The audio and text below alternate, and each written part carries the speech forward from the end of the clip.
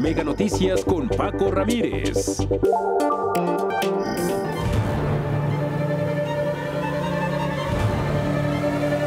Esto de ninguna manera significa militarizar la seguridad pública. Si defendemos el principio fundamental de que la seguridad pública debe estar en manos de instituciones civiles, transparentes, responsables y comprometidas con los derechos humanos. No queremos que pase con la Guardia Nacional lo que pasó con la Policía Federal. Involucrar a las Fuerzas Armadas en tareas como el control migratorio también ha vulnerado especialmente a las mujeres que han sido afectadas por la violencia sexual. El poder civil tiene que estar separado del poder militar, porque si el poder civil y el poder militar entran en pugna, los militares tienen armas.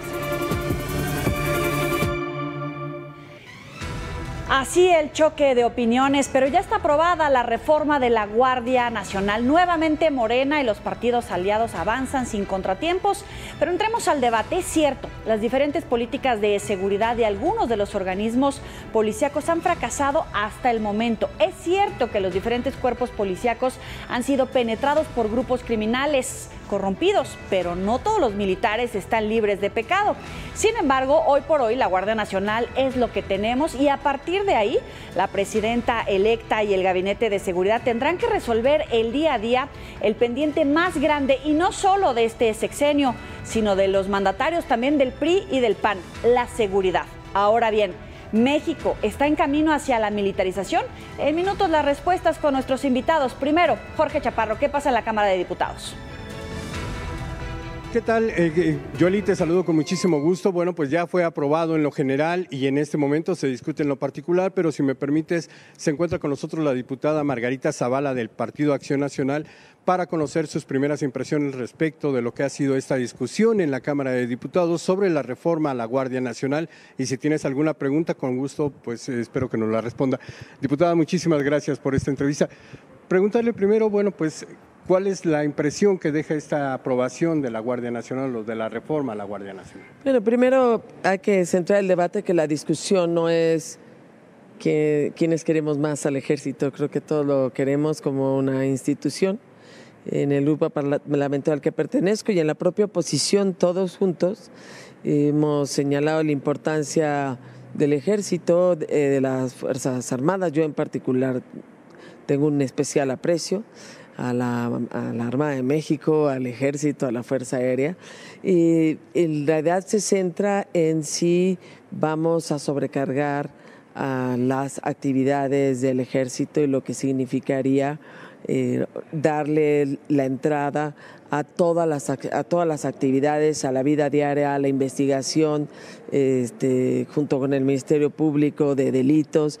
Y creemos muchos que por la oposición estamos seguros de que meter a la Guardia Nacional como ejército y darle además facultades de investigación junto con el Ministerio Público y las policías, pues es meterlo en algo que no le corresponde al propio ejército, que no debería estar investigando, sino la defensa más bien de la seguridad del país. Y que su acción debe ser pues subsidiaria, complementaria, para no distraer al ejército de muchas de las tareas que ha venido haciendo, entre otras, desde luego, de enfrentar al crimen organizado. Y no es que no se aprecie, al contrario, se valora enormemente de ello y por eso lo tenemos que cuidar. Dos, por ejemplo, casos muy claros. El artículo 21 propone que la investigación, que normalmente todos estamos acostumbrados a que lo haga el Ministerio Público y la Policía, lo puede hacer la Guardia Nacional. Y ese cuerpo no está hecho para investigar, sino para la defensa y para enfrentar, pues desde luego, muchas de las cosas que a lo mejor nos rebasan como Estado mexicano, que es crimen organizado, y que sea de manera supletoria. Segundo, que cuando uno ya se recarga en la Guardia Nacional y deja de hacerla civil y deja de hacerla mando civil, pues en realidad es la claudicación del Estado a hacer una corporación de civiles, de policías, como venía siendo la Policía Federal.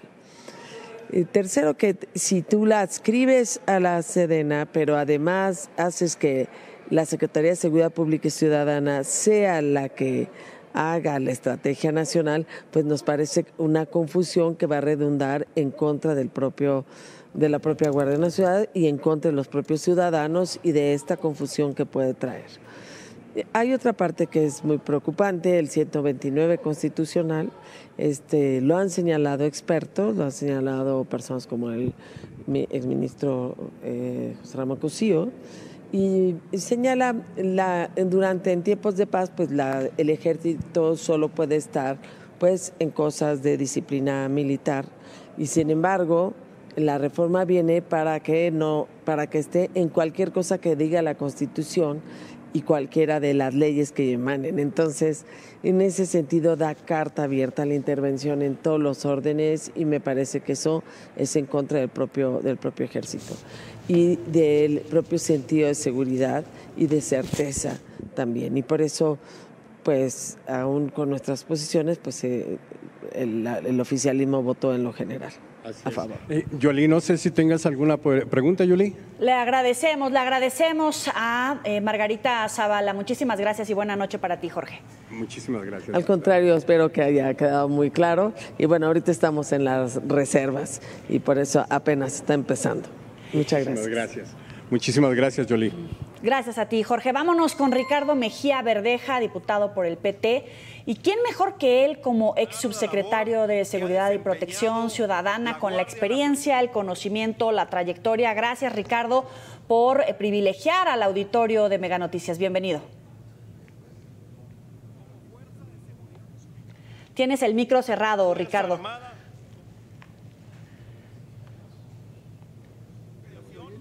No te escuchamos. Vamos a tratar de recuperarlo. Gran personaje, Ricardo Mejía Verdeja, con la experiencia que tuvo en esta administración, precisamente en esta época de contrastes, después de venir de la guerra contra el narcotráfico, de venir de esta política de confrontación a criminales, a la política del presidente López Obrador. Muchísimas gracias por estar con nosotros. Bienvenido. Solo la Guardia Nacional, con un mando militar y los efectivos militares, podrían contener la violencia del avance de los grupos del narcotráfico, porque vemos territorio donde parece que no hay de otra. Pero, ¿cuál es tu opinión? Muchas gracias, Joely. Espero que ya se escuche. Ya te escuchamos. Qué privilegio tenerte. Bienvenido. No, al contrario, gracias por la invitación. Saludo al auditorio de Mega Noticias y Megacable y a ti en lo particular. Efectivamente, se acaba de votar en lo general, ya se aprobó por mayoría calificada esta reforma a diversos artículos de la Constitución, que no solamente es el traslado de la Guardia Nacional a la Secretaría de la Defensa Nacional, sino que también vienen otros apartados que me parece muy importante para establecer reglas claras, límites precisos a la participación de nuestras Fuerzas Armadas en tareas de seguridad interior.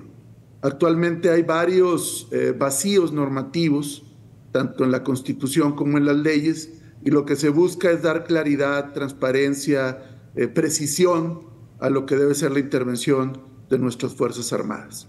Oye, pero hay mucho debate sobre si es un camino hacia la militarización. La presidenta electa dice que no es por ahí, el presidente dice que no es por ahí. No. Sin embargo, varios de los argumentos que escuchábamos hoy pues se van en ese sentido, ¿no?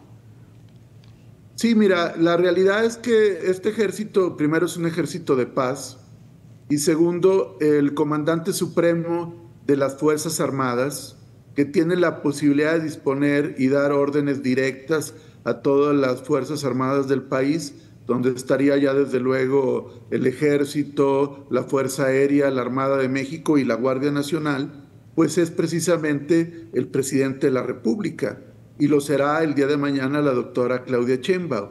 Es decir, quien tiene el mando último de estas fuerzas es un civil, que es el presidente de la República.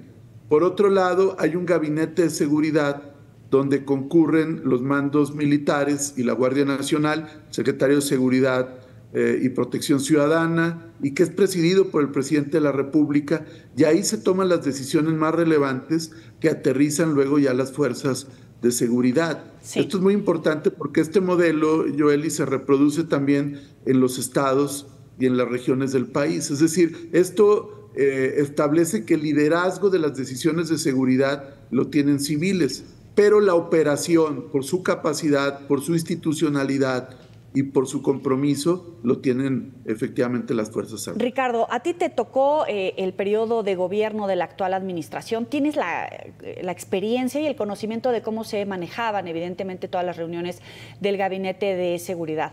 ¿Cuáles fueron las experiencias y el conocimiento adquirido en estos años para pasar de la propuesta de sacar al ejército de las calles, mandarlos nuevamente a sus cuarteles y ahora impulsar esta reforma a la Guardia Nacional? Bueno, mira, primero te diría que lo que se encontró desde la campaña antes de parte del presidente López Obrador es la obsolescencia y la putrefacción que ya tenía desafortunadamente la Policía Federal. La Policía Federal era el cuerpo policial nacional que contaba con alrededor de 36,000 efectivos, de los cuales realmente un 40-50% era personal administrativo. Esta institución, debido fundamentalmente al mal manejo de los mandos, no necesariamente a los elementos, donde pues recordaremos figuras tristemente célebres como García Luna, Cárdenas Palomino y otros individuos, se fue corrompiendo. Entonces había la necesidad de crear un nuevo Cuerpo Nacional de Seguridad y se tuvo que echar mano de elementos con formación militar, con marinos y también con algunos elementos. ¿No, Ricardo? ¿Mandé? Tampoco son infalibles, ¿no? No, nadie es infalible, pero sí tienen mayores estándares de disciplina, seguridad, compromiso, y no en balde, Joely, por eso las opiniones ciudadanas pues, son muy favorables. La Marina y el Ejército son las instituciones que tienen mayor prestigio social, tienen alrededor de 85% de confiabilidad, y la Guardia tiene ya alrededor del 74%. Y si tú ves, las policías municipales tienen el 40% y las locales tienen el 50%. Es decir, sí hay una confiabilidad y además hay un espíritu de cuerpo, hay principios de doctrina, hay reglas que aseguran la permanencia y el control de esta institución. Ahora, además, algo muy... Sí. Perdóname, ya con lo que se ha desarrollado hasta el momento, ¿qué evaluación le pones al desarrollo de la Guardia Nacional, la capacitación, el presupuesto, evidentemente todo lo que falta por pulir en este ya trabajo que le va a caer a la presidenta electa y al próximo Gabinete de Seguridad? Y si tiene que haber un ajuste en la política a partir del 1 de octubre. Sí, mira, la Guardia Nacional tiene apenas 5 años. Hay instituciones como la Guardia Civil Española, los carabineros en Chile y en otros países, pues que tienen décadas, incluso siglos. Es decir, lo que se busca es crear una institución de larga permanencia, que cuente con la credibilidad, la capacidad institucional y que tenga además la capacidad de regenerarse cuando haya malos elementos, porque como bien señalas tú, tampoco son infalibles, también finalmente somos seres humanos y hay gente buena y hay gente... Pero en realidad lo importante es que los cuerpos se puedan depurar y mantengan la permanencia. Ahora bien, la Estrategia Nacional de Seguridad Pública la define la Secretaría de Seguridad y esta estrategia no solo es el uso de la fuerza o las corporaciones policiales, sino son también acciones de prevención del delito, de construcción de paz, de inteligencia, de tecnología, que todo esto fortalece la capacidad institucional del Estado en materia de seguridad. Y ahí seguramente, ahora que tome posesión la presidenta Claudia Sheinbaum, como lo mandata la Constitución y las leyes de la materia, pues va a tener que presentar la Estrategia Nacional de Seguridad Pública. Y ahí veremos las situaciones que se puedan profundizar para mejorar la seguridad en el país. Me cuentan ahí mis fuentes en menos de un minuto que efectivamente viene un ajuste en la política de seguridad, pero también viene un proceso donde va a haber un proyecto de desarrollo de paz, de pacificación como tal. ¿Cuáles serían las claves brevemente, Ricardo? Bueno, lo primero es que la política social ha ayudado a pacificar, si bien tenemos todavía focos importantes de criminalidad. Lo cierto es que hay lugares que se han logrado pacificar. Esta es una vertiente. La otra es el despliegue territorial de la Guardia, la persecución del delito. Creo yo que la reforma judicial también en la parte penal va a ayudar a combatir la impunidad y que sigue por delante también mejorar los ministerios públicos, mejorar las secretarías de seguridad locales, las policías municipales. Entonces, pues todavía queda un largo tramo, pero creemos que todo esto va a ayudar a la seguridad del país. Ricardo Mejía Verdeja, muchísimas gracias. Qué gusto tenerte por acá. Muy buena noche. Gracias, Joel, y estamos siempre atentos a sus invitaciones. Muy buenas noches. Buenas noches.